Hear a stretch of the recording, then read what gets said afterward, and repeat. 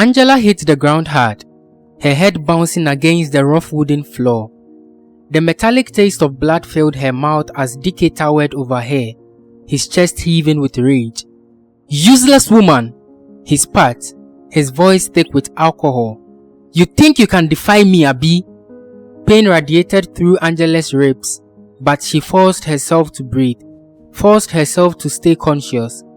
She had learned long ago that unconsciousness only made it worse. If she blacked out, he wouldn't stop. He never stopped. She reached out blindly. If only she could stand. If only she could fight back. But no, that was impossible.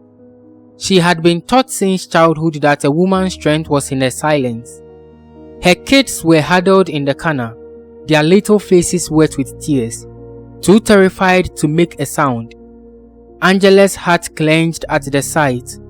She had endured this life for them, believing that suffering shielded them. But tonight, as she lay battered on the floor, she saw the truth. She was not protecting her kids by staying quiet. She was teaching them fear. Dike grabbed her by the arm, howling her up like a rag doll. "I should break you," he growled, shaking her. "You are nothing without me, you useless woman." Angela had once been a woman filled with dreams. She had wanted to be a teacher, to change the world with knowledge, but in her village, a girl's destiny was marriage. Dike had been charming at first, full of promises. He had wooed her family, convinced them she would live a life of comfort and love. He was respected, hardworking, and came from a family with humble backgrounds. When he asked for Angela's hand in marriage, her parents had seen it as a blessing. She remembered the wedding, a grand affair filled with music, laughter, and the whispered congratulations of women who thought she was lucky. She had believed them, but slowly, things started to change. Dike, her husband, started to change. The first slap came a month after their wedding. It had been small, almost insignificant. A warning, Dike called it. Even though it wasn't her fault, she had apologized, believing that by doing that, Dike would forgive her and it wouldn't happen again. But it did. Over time, the beatings became a routine. First, for small things, forgetting to warm his bathe water, not answering quickly enough when he called, then for nothing at all. Dike became a different man behind closed doors. His hands, which had once held her gently, became weapons that bruised and broke her. Angela became a ghost in her own home, living only for her children, hoping they would somehow escape the fate that had trapped her. One afternoon, Angela sat in the market with an elder lady, Safia. "How long will you endure this?" Safia asked, voice hushed but urgent. Angela glanced around, wary of listening ears. "Safia, I have no choice." "You do," Safia insisted. "Angela, I know a woman who runs a shelter. They can help you escape." "Safia, and go where?" Angela snapped, her voice thick with frustration. "Where will I take my children? How will I feed them? At least, if I stay with Dike, they have a roof over their heads." Safia reached for her hand. "Angela, what do you think is worse for them? Growing up watching you, their mother, get beaten, or struggling a little but knowing their mother is free?" Angela swallowed, her throat tightening. She shook her head. "Safia, I have to endure. For my children." Safia exhaled sharply, eyes filled with sorrow. "No, my sister. You are enduring for him, and one day, it won't be just you he hates. One day, he would hate your children too." Angela stiffened. "Safia, Dike would never do that. He beats me, but he would never lay a hand on my children." Safia said nothing, but her silence spoke volumes. A week later, the storm came. Dike had been drinking heavily, his temper short. Angela knew from the way he slammed the door that tonight would be bad. She kept her head down, serving his food silently, but he was already looking for a fight. "Is this how you cook?" he sneered, tossing the plate aside. "Do you think I work all day to eat this trash you prepare?" Angela kept quiet.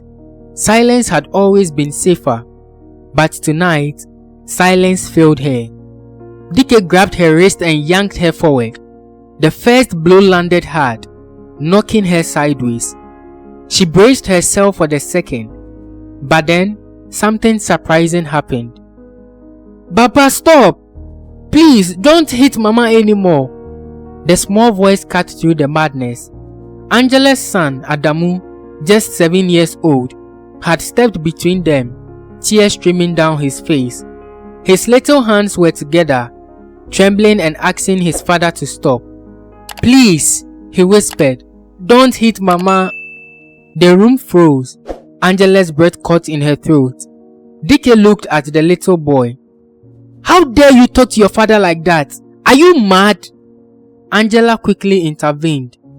"Dike, please, leave our son out of this. He's just a boy. He does not know what he's saying. Please forgive him."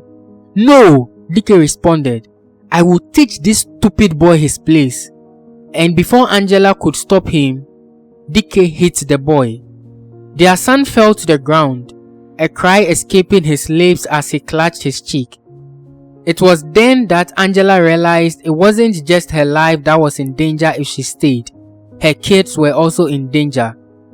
That moment, something inside Angela shattered. She didn't think. She moved. With the force of a lioness protecting her cub, she grabbed a heavy iron pot from the fire and swung it into Dike's chest.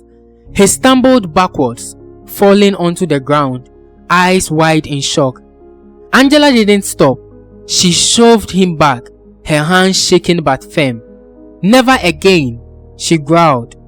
Dike lunged forward, but this time, she didn't cower. She grabbed her children and without a second glance, she ran. She ran through the night, every breath a prayer. Her feet bled, her arms ached, but she did not stop. She reached Safiya's doors and pounded desperately. When the door opened and Safiya saw her bruised face, she pulled Angela inside without a word. "You finally left," Safiya whispered, holding Angela close. "You are safe now." But Angela knew she wouldn't truly be safe until she faced Dike once and for all. Dike sent threats. He went to her family, demanding they return his wife to him, but Angela was done being a property. With Safiya's help, she filed a police report. She stood before the village and spoke, telling everyone about the pain she had endured in Chike's house. She was no longer afraid. When Dike was arrested, Angela did not rejoice. She did not need revenge. She only needed freedom. Months passed. Angela found work, a home, a life. It wasn't easy, but every time she saw her children laughing without fear, she knew it had been worth it. One evening, she sat by the fire with her kids. "Mama, tell us a story." Angela smiled, pulling her children close. "Let me tell you a story about a woman who once lived in silence. She was very afraid of what would happen if she ever dared to speak up. But one night, she found her voice, and the world never silenced her again." Silence in the face of abuse does not protect, it imprisons. Angela endured suffering for the sake of her children, believing that staying was the best choice, but in reality, her silence was teaching them fear. It was only when she found the strength to stand up that she truly protected her kids. Abuse thrives in secrecy, and the first step to freedom is breaking that silence.